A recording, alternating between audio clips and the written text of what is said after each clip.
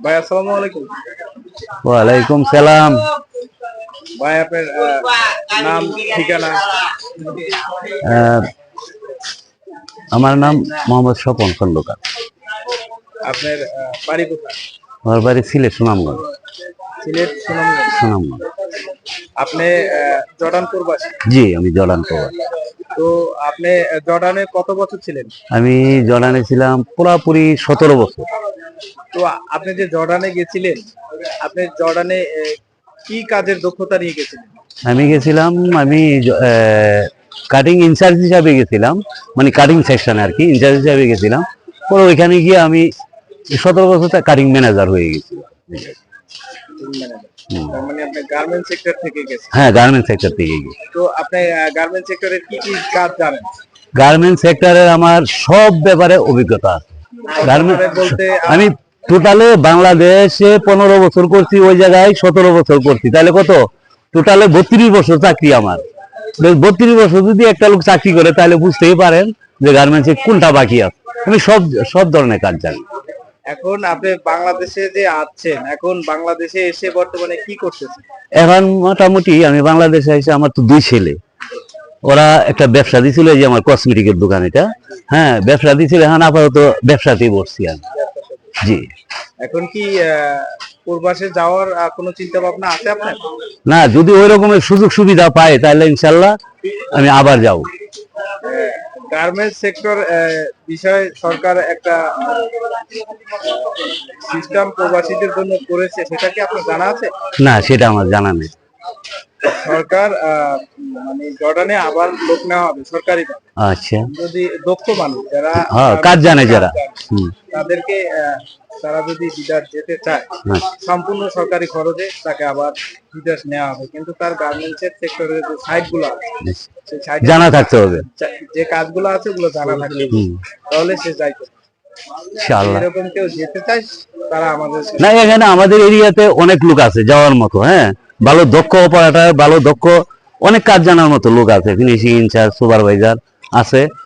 যদি আপনারা এই সুযোগ সুবিধা দেন, আমার সাথে যোগাযোগ করলে আমি আপনাদের অফিসে নিয়ে যাবো। গার্মেন্টস এর শ্রমিক এখানে বহুত আছে, ঠিক আছে?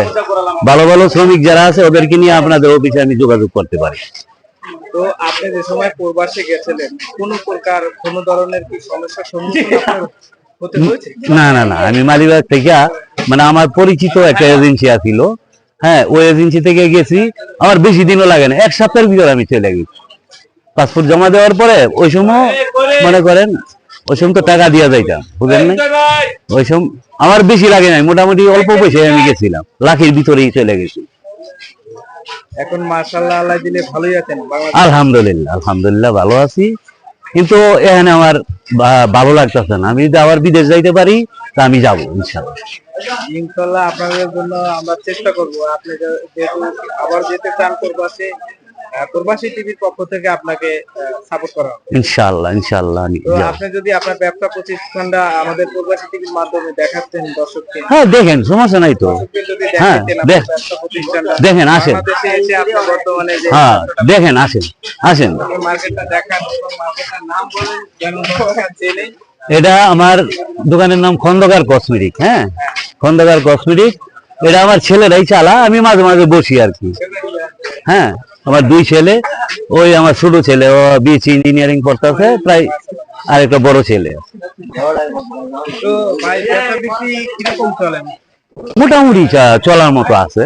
হ্যাঁ, মোটামুটি চলা যায়, কিন্তু 3 জন আমার এখানে লাগে না, ঠিক আছে? আমার 2 ছেলে আছে, বাস 2 ছেলে না, আমি বাইরে থাকলে সমস্যা নেই। হ্যাঁ, আপনার দোকানে তো দেখতেছি মোটামুটি একজন ক্রেতা আছে এবং হ্যাঁ, মাশাআল্লাহ ভালো। হ্যাঁ, ভিতরে এসে করতে পারেন, ভিতরে এসে করেন। হ্যাঁ, পুরা ইয়েটা করেন। দর্শকদের মাঝে আমি তুলে ধরার চেষ্টা করছি। কোম্পানি এটা 20 টাকা কম দিতে হবে, মানে এগুলো লাভই একদম। আমি নিজেও কিনতে পারি। আপনি কিন্তু ভিডিও হইতাছে, আপনি ভিডিও হইতাছে, কম বললেন না। সমস্যা নাই। না এটা সবুজ কালারটা তো ধন্যবাদ ভাই প্রবাসী টিভিকে এতক্ষণ সময় দেওয়ার জন্য এবং প্রবাস সম্পর্কে প্রবাসীদের মাঝে কথা বলার জন্য। ইনশাআল্লাহ ইনশাআল্লাহ, ধন্যবাদ আপনাকেও। হ্যাঁ, এবং প্রবাসী ভাইদের যদি কিছু জানাতেন প্রবাস সম্পর্কে ছবি থেকে আর একটু যদি বলতেন। প্রবাসে আমি হিসাব করি যে প্রবাসে যারা আছে আমাদের বাংলাদেশ থেকে ভালো আরামে আছে। হ্যাঁ, আমাদের বাংলাদেশে আমি তো আসছি 5 বছর,